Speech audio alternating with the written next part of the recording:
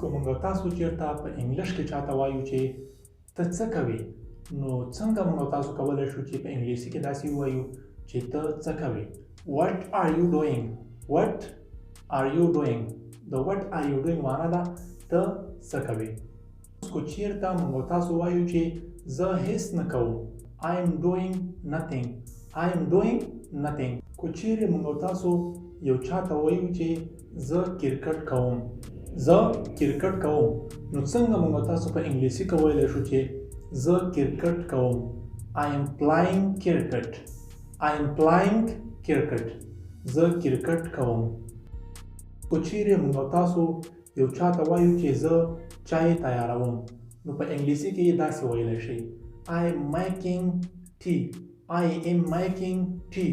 زه چای تیاروم. I am making tea. زه چای تیاروم.